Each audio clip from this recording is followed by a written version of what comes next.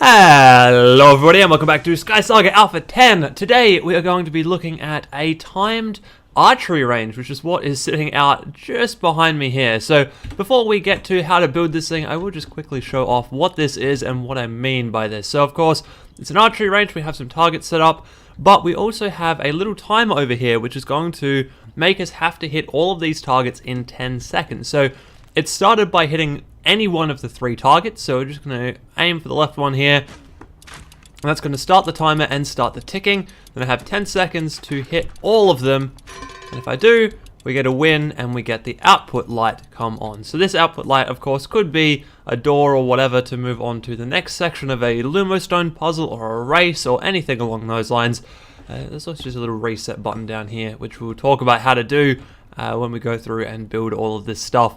But of course, if we don't hit everything inside the 10 seconds, so say I hit my first target, I choose this one, we start the 10-second countdown, and then if I somehow don't manage to hit all of the targets inside 10 seconds, then we get the fail sound happen and all of the lights reset. Now all of the lights do reset after 10 seconds anyway, so if I hit, even if I hit all 3 of these, what's going on there? There we go. They all turn on, and then after 10 seconds they turn off anyway. So obviously this little time here is adjustable, but we'll talk about how to do that adjustment after we actually get to the building of this thing. So it's a pretty simple little circuit, but it is a good one for Lumostone puzzles, and it's also a good one for teaching yourself how to use the bow and arrow correctly. I personally love using the bow and arrow in Worlds, and I've been building targets and doing things for a long time, but now we can finally actually add some Lumostone to these and do them properly.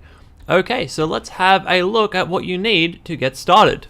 So to build this thing, you are going to need a bunch of different targets. So these are the destructible type of target sensor. Now, for each of these targets that you want to place down, I'm going to put down 3 in this little example. You're going to need a latch and a light, and then for every for however many targets you have, you need 1 less AND gate. So I've got 3 targets, so I need 2 AND gates. If I had 4 targets, I'd need 3, and so on and so forth.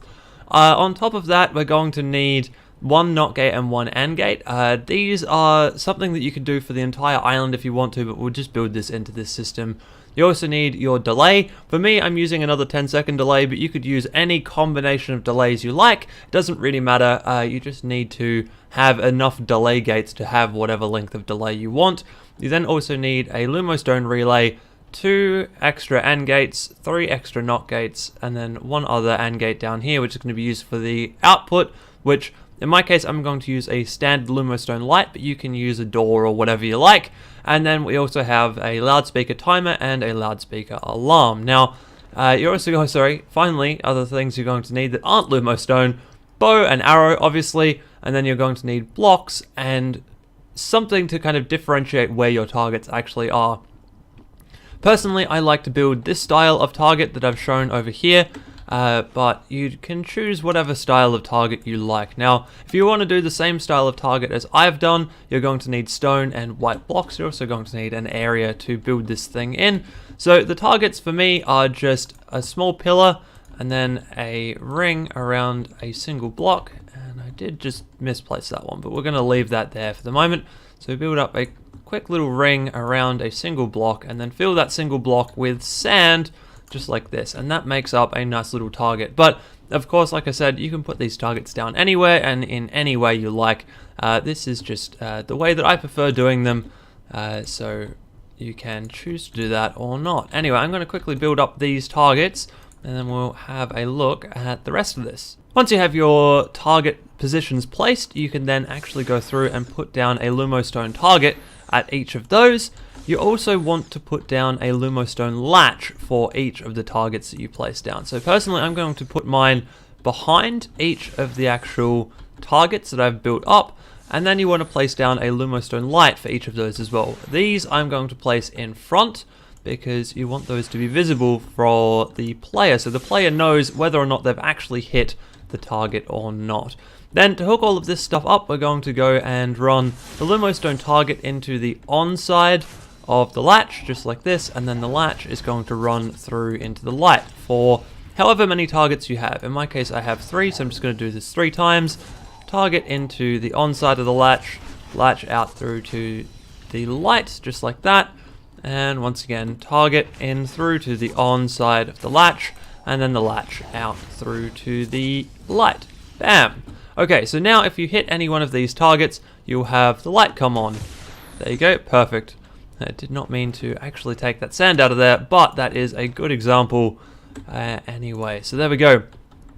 Now, those all turn on when you actually have a arrow or a foot or whatever hit those targets, because of course you can't actually only make this an archery range. You can, people can run into this thing and damage them with bows and arrows and other bits and pieces, unless of course you build a big pit here, which is too tall for somebody to jump over or whatever. There are ways around it, but in this tutorial we're not going to go into all of those.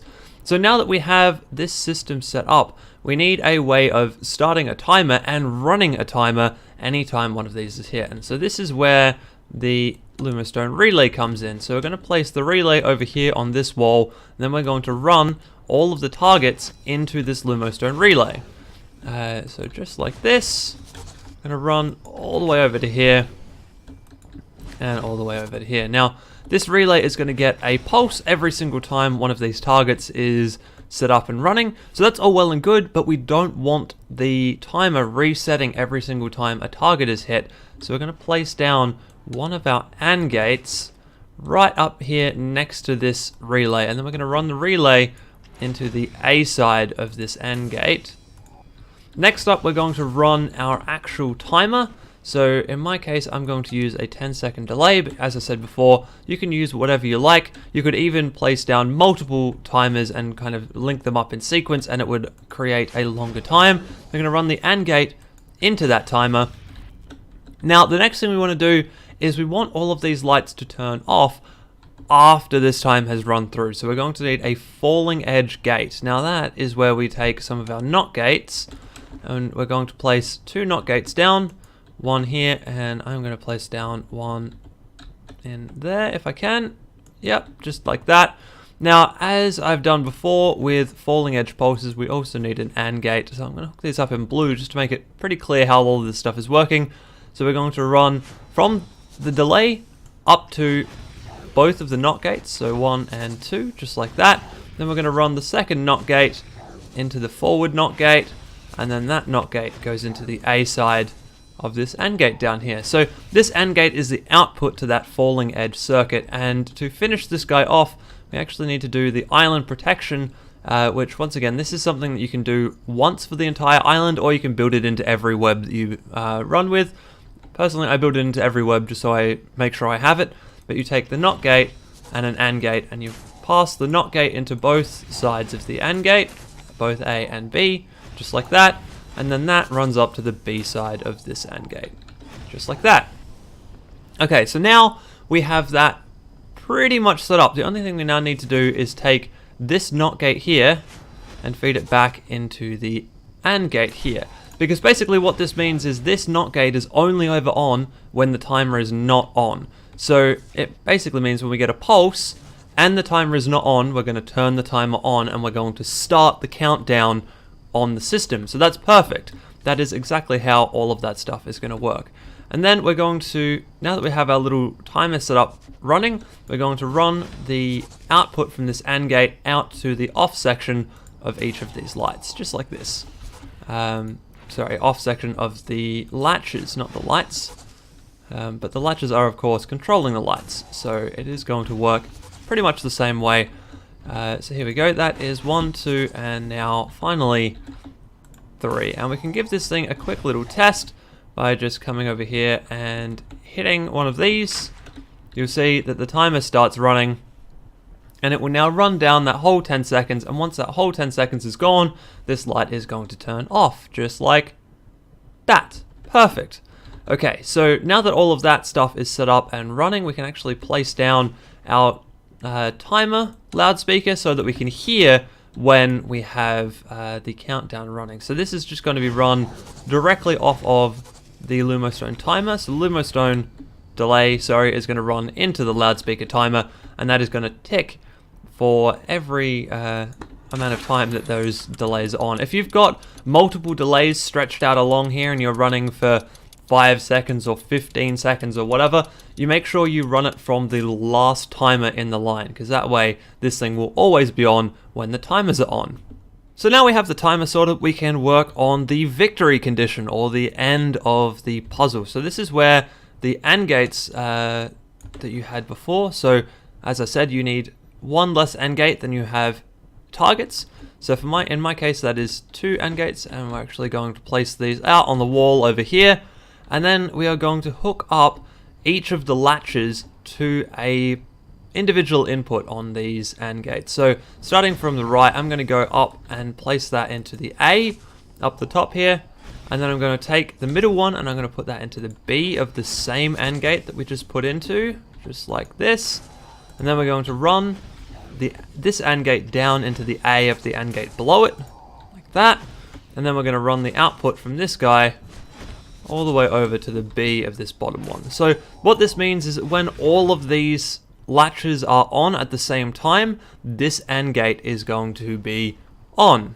So when this AND gate down the bottom here is turned on, then the player has won. However, that is going to run out at the end of 10 seconds. So we want to make sure that this sticks around longer, or you can try and make sure this sticks around longer.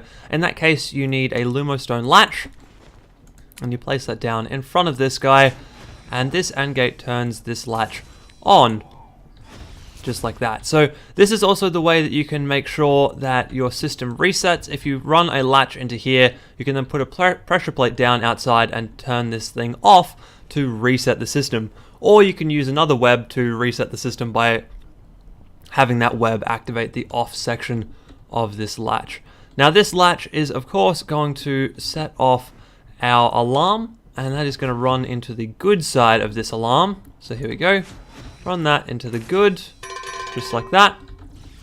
So now when we've won, we get this good output happening from here, which is perfect. But of course, we also want to know when we have failed all of this stuff. So to do that, we actually need to use our final NOT gate and our final AND gate. So here we go, grab out our NOT gate, place the NOT gate down, and place the AND gate down. Then the latch goes into the NOT gate, and the NOT gate goes into the A side up here. And then we're going to take the output of all of this stuff down at this AND gate. This is the AND gate that is the end of the falling edge pulse. That is going to go over to here. So basically what this AND gate does is it says we've run out of time, and also we don't have the victory condition complete, because that's what this is. This down here is that victory condition. So if we run out of time and we don't have the victory condition, then we want the bad sound. And of course, you can use this to run a penalty for the player if you really want to have them shot with dart traps or spawn a bear or whatever it is you like to do. You can of course pull out the lose condition out of here, and you can pull the win condition directly out of this latch and use that to power any other circuit that you like. In my case, as I said before, I'm just going to use it to power a light to say, huzzah, you've won, and all good, everything is ready to go. So there you go. That is the full system pretty much done and dusted. The only other thing that we can do, of course, is we can reset the victory condition when you reshoot any of the targets.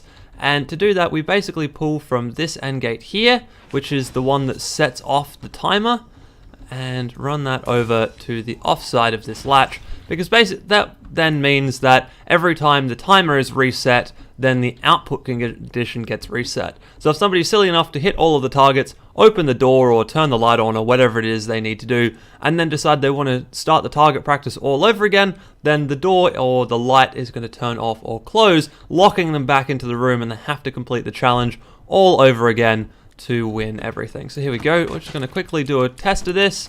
Nice. All of those, and then we have the victory condition done and dusted, and then in 10 seconds everything will reset. Perfect. And now let's try the fail condition. We're going to hit 2 of the targets, and we'll let it go for the next 6 seconds and see if this does actually give us our correct fail condition, which it should. Bam, there you go, fail condition achieved. So there you go, that is how you build a timed archery range here in SkySaga Alpha 10. Of course, you can expand this out, you can add more targets, you can take targets away from this, but as long as you kind of keep the same style of thing going on and keep all of the latches and stuff in place and make sure everything is hooked up to the victory condition, you should be fine and have a unique expanding or contracting target set. So there you go, I hope you guys have enjoyed that one, and I will see you in the next video.